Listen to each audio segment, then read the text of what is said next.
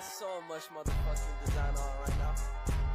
Break it down, bring it back, make it clap. I got 3 old thoughts, new block, where that dick, bitches on my line, and you know. Seperti yang kita ketahui bahwa Indonesia sudah menyatakan kemerdekaannya pada 17 Agustus 1945, ditandai dengan pembacaan proklamasi oleh Presiden R. Soekarno.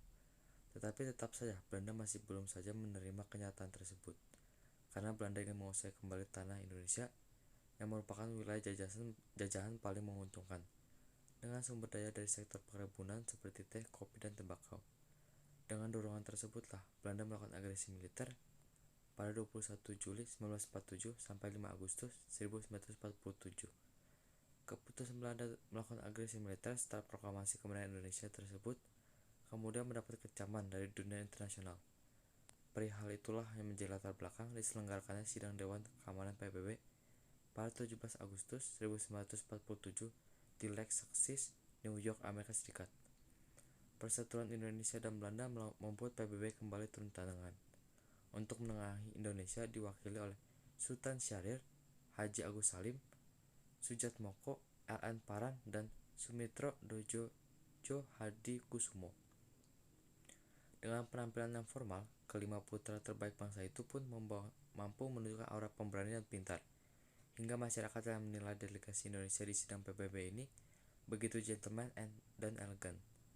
Dengan misi untuk memperjuangkan kedaulatan Indonesia di dunia internasional menghadapi diplomat senior Belanda, Elko van Cleven, yang proklamatif, yang Anda percaya mereka atau orang beradab seperti kami, ujar Cleven di akhir pidatonya.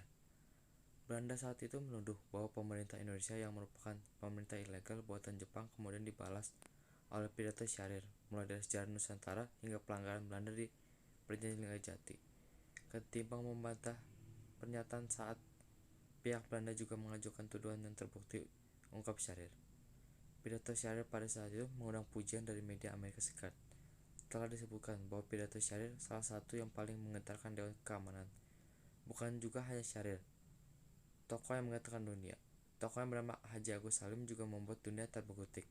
Ketika Haji Agus Salim melihat Pangeran Philip yang masih muda, belia 32 tahun saat itu dia berusianya. Waktu itu agak canggung menghadapi khalayak ramai yang hadir. Masih tak terbiasa menempatkan diri sebagai pasangan ratu yang berperan. Demikian canggung sehingga lalai meladeni tamu-tamu yang asing datang dari jauh menghormati peristiwa penobatan.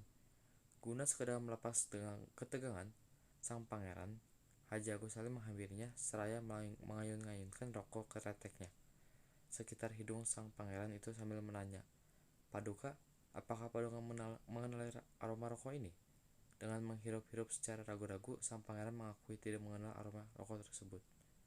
Haji Agus Salim pun dengan senyum mengatakan, "Inilah sebabnya 350 tahun yang lalu bangsa Eropa mengarungi lautan mendatangi negeri saya." Itulah momen yang paling diingat oleh Pangeran Philip pada delegasi PBB 1947 yang membuat dunia kagum dengan Indonesia oleh diplomat pintar yaitu Haji Agus Salim. Dan pada sidang tersebut pun Dewan Keamanan PBB 1947 akhirnya menghasilkan keputusan, yaitu 1. Indonesia diwajibkan membuat laporan sesungguhnya tentang kondisi Indonesia. 2. Pembentukan KTN, Komisi 3 Negara yang membantu menyelesaikan konflik. 3. Menyerukan kepada Indonesia dan Belanda untuk melakukan gencatan senjata dan meminta Indonesia dan Belanda untuk menyelesaikan perselisihan dan komisi arbitrase atau dengan cara damai lainnya. Demikian sedikit materi yang saya paparkan. Terima kasih.